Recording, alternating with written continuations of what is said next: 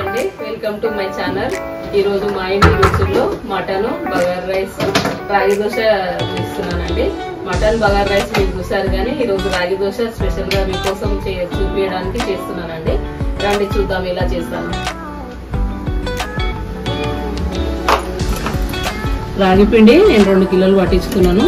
2 కిలోలలో 1 glass బియ్యం పోసుకోవాలి. పోసుకొని మంచిగా కడిగి గాలిచ్చి పిండి పోసుకొని పిండి పట్టించుకోవాలి. పట్టించుకున్న తర్వాత దీన్ని ఏం నానబెట్టి చేయాల్సిన అవసరం లేదు. 2 గంటల పిండి తీసుకోవాలి. దోశ పిండి లాగా ఉండేటట్టుగా చూసుకోవాలి. కొంచెం వాటర్ వేసుకొని కలుపుకోవాలి ఉండలు లేకుండా. రాగి సంకటికి అయితేనేమో వేడి నీళ్ళు పెట్టేసేయాలి. ముందే కొంచెం రైస్ వేసుకొని పిండి డైరెక్ట్ వేసేసేయాలి. రాగి దోశలకేమో పిండిలో కొంచెం వాటర్ ఇట్లా పోసి కలుపుకొని సాల్ట్ అవన్నీ ఏమి వేయకండి. రాగి దోశ చాలా మంచిది.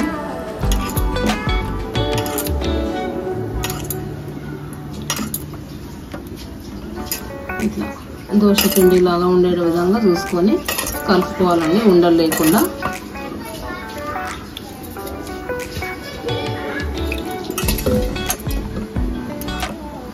రాగి దోశలు మనం దోశ పెంక పైననే వేసుకోవాలండి.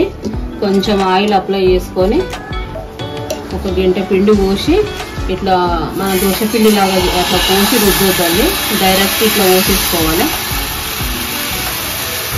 దానిపైన మళ్ళీ తన్నం అనుకో అది చిక్కిపోతుంది. డైరెక్ట్ ఇట్లా పిండి పోసేసి వదిలేసేయాలి. మంచిగా కాలిన తర్వాత కొంచెం ఆయిల్ వేసుకొని తిప్పేసుకుందాం. కొంచెం ఆయిల్ అప్లై చేసుకోవాలండి. చేసేసి తిప్పేసుకోవాలి. ఇంత ఈజీగా అయిపోతే టేస్ట్ కూడా చాలా బాగుంటుందండి.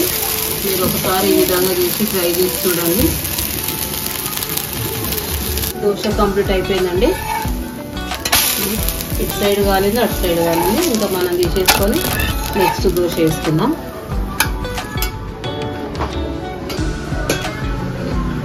కొంచెం ఆయిల్ వేసుకొని దోశ వేసుకోవడమే.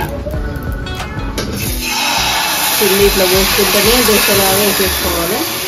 పోసిన తర్వాత గంటతో నానద్దు, తిప్పిపోతుంది. అంత చూపించింది కదా మళ్ళీ ఎందుకైనా అని అనుకోవద్దు. పిండి దోశలాగా పోసేటప్పుడే ఇట్లా రౌండ్ వేసేసుకోవాలి. కొంచెం కాలిన తర్వాత ఆయిల్ వేసుకొని తిప్పేసుకోవడమే. చికెన్తోనైనా మటన్తోనైనా బాగుంటుంది.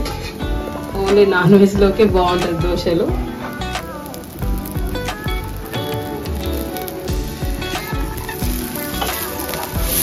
తొందరగా అయిపోతాయి ఇది.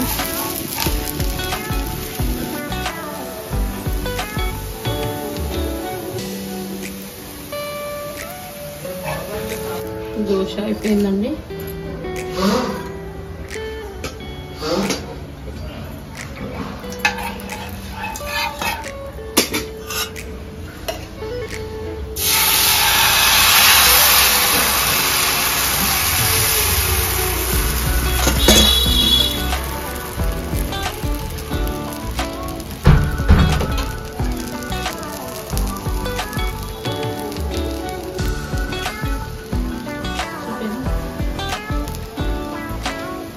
ఈరోజు మా ఇంటి రుచుల్లో రాగి దోశ అంతే తీసుకుంటున్నాం.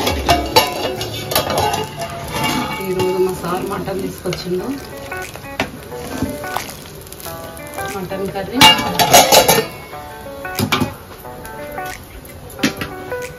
ఇంకా బగారా రైస్, ఇంకా రాగి దోశ.